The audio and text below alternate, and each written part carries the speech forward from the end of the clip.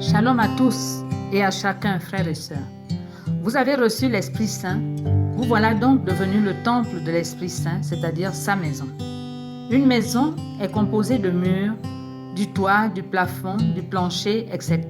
et aussi des ouvertures. C'est vous la maison. Et l'occupant doit être le Saint-Esprit que vous avez joyeusement accueilli après avoir fait des enseignements, bien entendu. Lorsque l'Esprit Saint vient habiter en vous, il vient avec des plans de construction, de rénovation ou de restauration de la maison que vous êtes. Arrêtons-nous sur le mot plan. Dieu dit en Jérémie 29:11 qu'il connaît les plans qu'il a pour vous, projets de bonheur et non de malheur. Je vais vous donner un avenir et une espérance, dit-il. C'est Dieu qui a ces plans.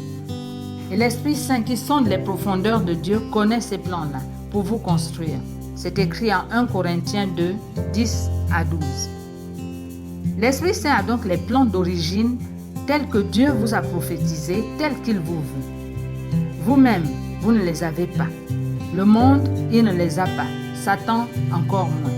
Ce sont des projets de construction de l'être merveilleux que vous devez être, image et ressemblance de Dieu.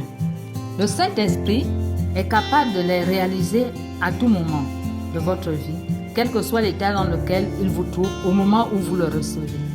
Parce que rien n'est impossible à Dieu, n'est-ce pas? Et quoi que vous ayez fait de votre vie auparavant, il va le faire concourir à votre plus grand bien. Romains 8, 28.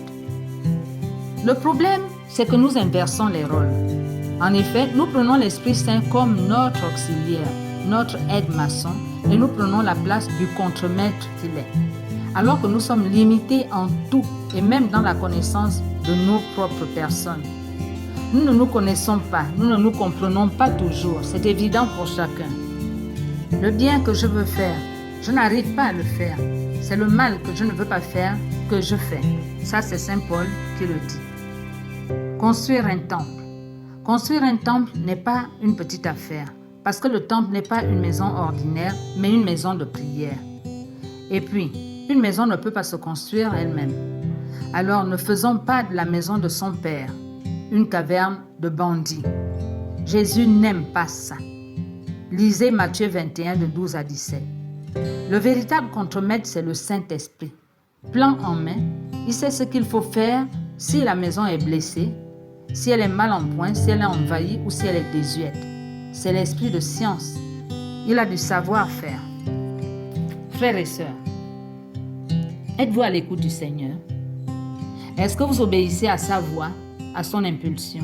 Est-ce que vous recherchez toujours son avis quand vous prenez une décision ou avant de prendre la décision? Ou bien vous priez pour que vos propres décisions, vos décisions personnelles marchent avec sa grâce? Est-ce que vous continuez à lui disputer les rênes de votre vie? C'est vrai, les rênes du pouvoir sont tellement difficiles à lâcher, n'est-ce pas? Il faut généralement que vous ayez mal pour vous faire lâcher prise. Et c'est aussi peut-être ce qui fait que nos vies ne marchent pas comme il faut. Vous vous entêtez à garder le pouvoir, mais vous voyez bien que rien ne marche. Et vous continuez à faire du forcing. Mais soyez sûr que rien ne marchera. Vous ne vous appartenez plus. Jésus vous a racheté au prix de son sang. Il a payé. Il est chez lui, chez vous. Si vous n'êtes que le temple, ça revient à dire que c'est lui le propriétaire de la maison. Vous lui appartenez. Si ça vous embête un peu, rappelez-vous qu'il est le seul qui a les plans merveilleux que Dieu a préparés pour votre bien-être. Ça vous calmera. Il faut bien comprendre quelque chose. Vous ne pouvez pas tout avoir. Et le beurre et l'argent du beurre, oui, parce que nous voulons son esprit pour avoir la vie éternelle et toutes les bonnes choses qui s'accompagnent.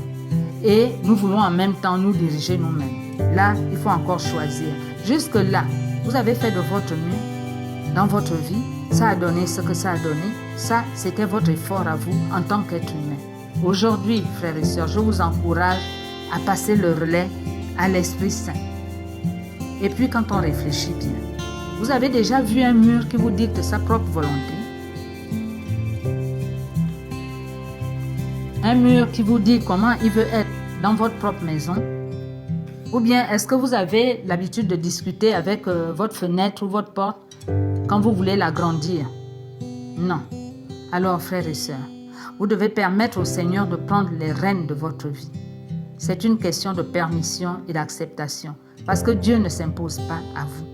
Il collabore gentiment, doucement, mais fermement. Pensez à Jonas. C'est Dieu. Les vrais plans, c'est l'Esprit Saint qui les a. La puissance, c'est encore l'Esprit Saint qui les a. Arrêtons de souffrir et que l'amour de Dieu nous y aide au nom de Jésus-Christ. Amen.